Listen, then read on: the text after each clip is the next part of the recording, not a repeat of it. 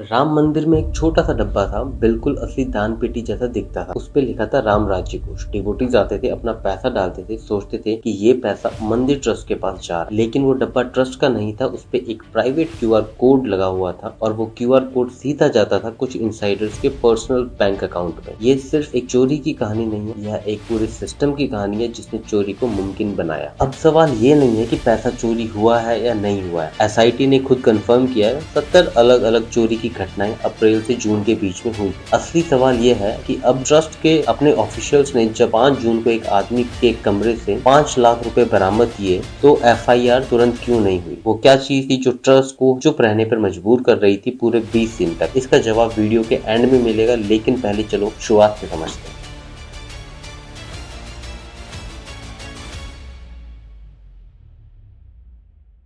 अयोध्या का राम मंदिर सिर्फ एक धार्मिक स्थल नहीं है, यहाँ करोड़ों का डेली कैश फ्लो भी होता है। हर दिन हजारों डिवोटीज दान देते हैं, कैश में, डिजिटल में। ये पैसा काउंटिंग रूम में जाता है जहाँ स्टाफ इसे गिनता है और ट्रस्ट के ऑफिशियल अकाउंट्स में जमा करता है। इस काउंटिंग रूम की सिक्योरिटी बहुत टाइट होनी चाहिए, CCTV, background check, strict SOPs. लेकिन जैसा हम आगे देखेंगे, इस सिस्टम में बड़े बड़े नहीं, छोटे छोटे भी बहुत लूप होल्स थे और उन्हीं लूप होल की वजह से इस पूरे स्कैंडल को अंजाम दिया गया। अब मिलते हैं उन लोगों से जिन्होंने यह सब मुमकिन बनाया। सबसे पहले आते हैं सुभाष श्रीवास्तव, एक retired bank employee, counting shift का इंचार्ज। उसकी अपॉइंटमेंट किसी एचआर प्रोसेस से नहीं हुई थी, एक सीनियर ट्रस्ट फंक्शनरी के पर्सनल रिकमेंडेशन से हुई थी। फिर है राम शंकर यादव, जिसे सब टीनू यादव बुलाते थे। यह ट्रस्ट के जनरल सेक्रेटरी चंपत राय का फॉर्मर ड्राइवर था। अपनी प्रॉक्सिमिटी का फायदा उठाते हुए उसने अपने रिश्तेदार मनीष कुमार यादव को भी काउंटिंग यूनिट में घुसा दिया। और फिर आता है अविनाश शुक्ला, एक काउंटिंग स्टाफ जो 10 साल से लोकल योगा सेंटर में रह रहा था, एक प्राइवेट एजेंसी के थ्रू रिक्रूटेड था। यह बंदा आगे चलकर कैश निकालने का पिवट बन गया। तीनों लोगों में एक चीज कॉमन थी कि इनकी एंट्री प्रोफेशनल बैटिंग से नहीं, पर्सनल कनेक्शन से हुई थी। ये सिर्फ 3 लोग नहीं थे, टोटल 8 लोग इस नेक्सस में थे, लेकिन पैटर्न एक ही था।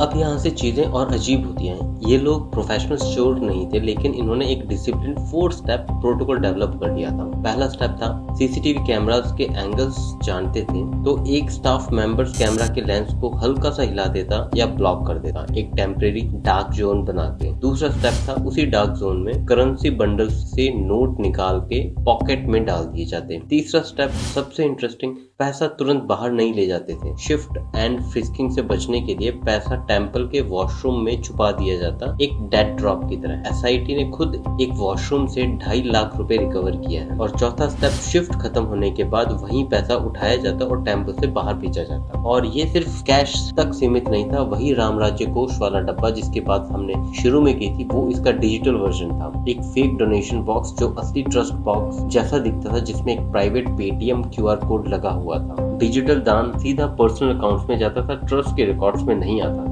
सोचिए, एक मंदिर जितना सेक्रेट जगह है और उसके अंदर इतना कैलकुलेटेड डिसिप्लिन क्राइम प्रोटोकॉल चल रहा है। अब बात करते हैं नंबर्स की, क्योंकि ये नंबर्स इस स्कैंडल की असली स्केल दिखाते हैं। अविनाश शुक्ला के पास से करीब 20 लाख रुपए रिकवर हुए हैं, करुणेश पांडे से करीब 18 लाख रुपए रिकवर हुए हैं, अनुकल्प मिश्रा से 16.82 लाख रुपए रिकवर हुए। लवकुश मिश्रा के घर पे तो इन्वेस्टिगेटर्स को सूखे कचरों के ढेरों में हाथ डालना पड़ा कैश ढूंढने के लिए, वहां से उन्हें 14.25 लाख रुपए मिले। टोटल रेट्स में रिकवर हुआ पैसा लगभग 77.85 लाख रुपीस। लेकिन ये पूरी कहानी नहीं है। जब सस्पेक्ट्स को पता चला कि इंटरनल प्रोब शुरू हो चुकी है, 5 से 8 जून के बीच उन्होंने करीब 58 लाख रुपए ट्रस्ट को वापस बैंक में ट्रांसफर कर दिए, पैनिक में। और सिर्फ कैश नहीं, इन्वेस्टिगेटर्स ने फॉरेन करेंसी भी पाई, 1121 यूएस डॉलर, 11 ग्राम सोना, 375 ग्राम चांदी। अब ये सब कैसे पॉसिबल हुआ इतने लंबे टाइम तक? इसका जवाब है सिस्टम की अपनी कमजोरियां। ऑफिशियल एसओपी कहता है सीसीटीवी फुटेज 180 दिन तक प्रिजर्व होना चाहिए।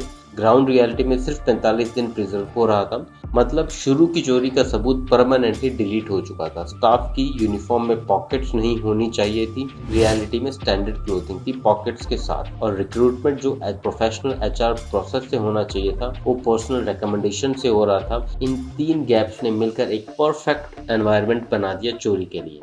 राम के मंदिर में बैठ करके आप इतना झूठ बोलते हो। अरे चंपत राय, तुम वही हो 5 तारीख को तुमने 80 लाख रुपया बरामद पुलिस को बुलवा करके करवा लिया था और 7 तारीख को देश के कैमरों के सामने तुम बोल रहे थे कि कुछ भी विशेष नहीं है, सब रूटीन चल रहा है। सुप्रीम कोर्ट के आदेश द्वारा यहाँ पे ट्रस्ट घोषित किया जा रहा है। सुप्रीम कोर्ट के आदेश या पार्लियामेंट में अगर प्रधानमंत्री ट्रस्ट की घोषणा करते हैं, यह यूपी की योजना है कि केंद्र की योजना है? ये ट्रस्ट किसकी है? तो जांच किसकी होनी चाहिए? आप बदनामी से बचना चाहते हैं, क्या आपने FIR क्यों नहीं कराया?